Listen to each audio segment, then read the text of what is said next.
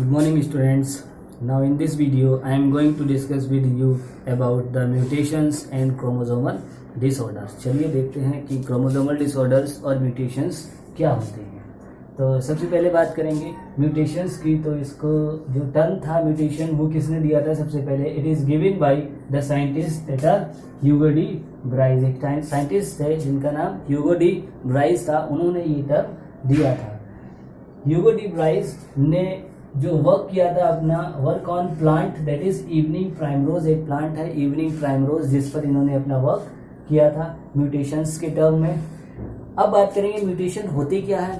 So we can say mutations are the sudden inheritable discontinuous variations appear in the progenies due to permanent changes in their gene type. तो mutations क्या होती हैं? These are the inheritable discontinuous changes, variations होती हैं जो कि appear होती हैं प्रोजेनी में due to permanent changes in their gene type. उनके प्रोजेनी के अंदर के जो जीन टाइप है उसके अंदर परमानेंट चेंज आने के कारण होती हैं। तो ये क्या बोल सकते हैं हम? सिंपली हम बोल सकते हैं these are the sudden inheritable discontinuous changes. तो अब ये जो चेंजेस हैं वो क्यों आते हैं, ऐसा क्या हो जाता है जिससे कि ये चेंजेस आते हैं? तो हम बोल सकते हैं कि mutations are occur due to mutagens. Mutations जो होती है उसके लिए रिस्पॉन्सिबल कौन है? म्यूटाजीन्स रिस्पॉन्सिबल होते हैं। Now the question is what are mutagens. So we can say the mutagens are chemical compound और फॉर्म्स ऑफ रेडिएशंस। म्यूटाजीन्स क्या होती हैं? These are the chemical compounds. ये केमिकल कंपाउंड होते हैं या ये बोल सकते हैं फॉर्म्स ऑफ रेडिएशंस। ये रेडिएशंस की फॉर्म हो सकती हैं such as UV rays and X rays हो सकती हैं इसमें। That occur irreversible and heritable changes, जो कि हमारे अंदर इरिवर्सिबल एंड हेरिटेबल चेंजेस लेकर आता है। और वो हमारे अंदर कहाँ पर लेकर आएगा? Cellular genetic material that is DNA, जो कि हमारे डीएनए के अंदर इस टाइप के चेंजेस लेकर आता है। इनको हम क्या बोलते हैं? म्यूटाजेंस। तो हम बोल सकते हैं कि जो म्यूटेशंस है is due to occur mutagens. Mutation किस कारण से होती है? म्यूटाजेंस के कारण से होती है। तो इस म्यूटेशन के कारण जो डिसऑर्डर प्रेजेंट होता है दैट आर बोल सकते हैं हम कि क्रोमोसोमल डिसऑर्डर्स। क्रोमोसोमल डिसऑर्डर्स जो होते हैं वो म्यूटाजेंस या म्यूटेशंस के कारण होते हैं। तो ये म्यूटेशन जो होती है वो कितने टाइप्स की होती हैं वो सबसे पहले हम लोग देखेंगे। There are 3 type of mutations that are first one is genomatic mutations और numerical mutation. Next one is chromosomal aberrations and last one is gene mutation. तो ये 3 टाइप की there are 3 type of mutations.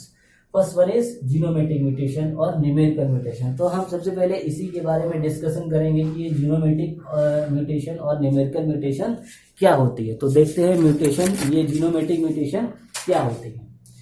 तो नाम से ही कुछ clear है हमको कि न्यूमेरिकल वर्ड यहाँ पर आ रखा है। तो हम बोल सकते हैं कि क्रोमोसोम के नंबर में कुछ चेंजेस आने वाला है यहाँ पर।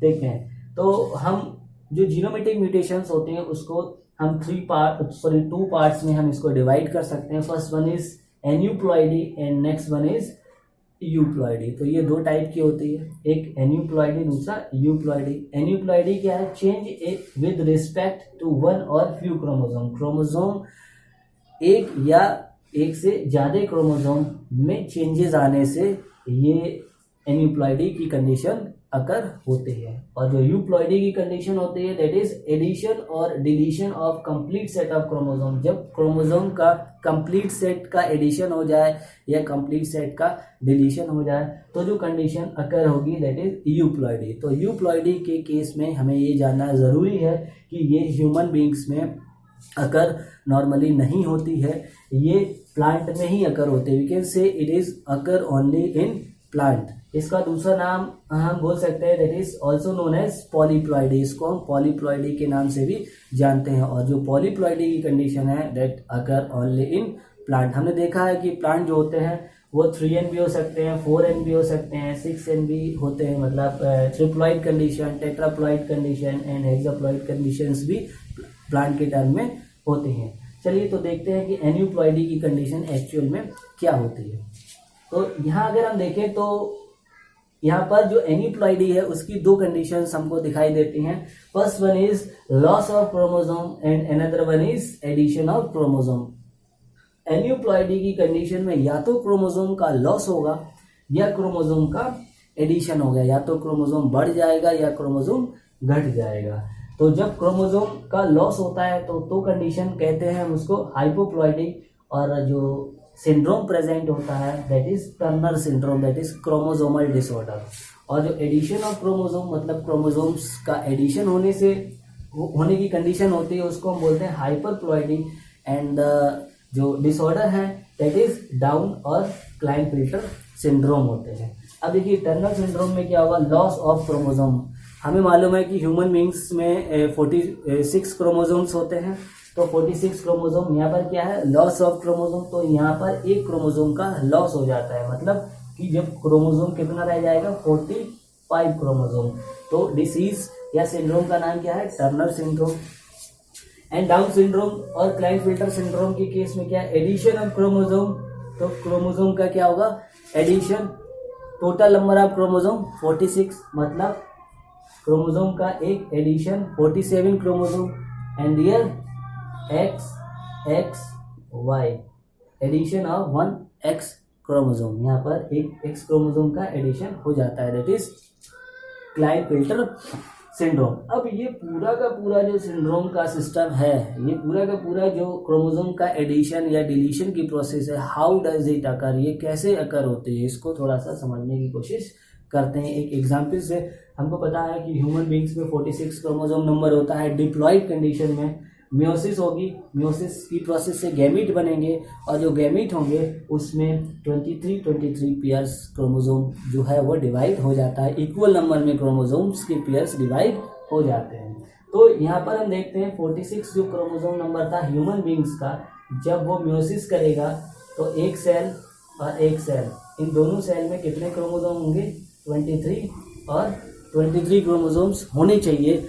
लेकिन इस म्यूटेशन के कारण एक सेल के अंदर क्रोमोसोम कितना रह जाता है, 20, एक में 24 क्रोमोसोम हो जाता है।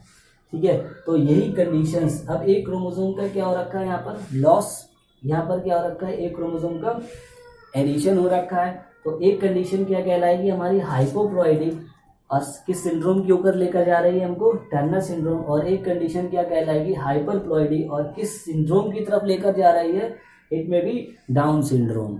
ठीक है, अब देखिए ये होता कैसे है। अब ये जो मेल गैमीट है, ये फीमेल गैमीट से जब फर्टाइल होने जाएगा, तो देखिए फीमेल गैमीट के पास 23 क्रोमोसोम।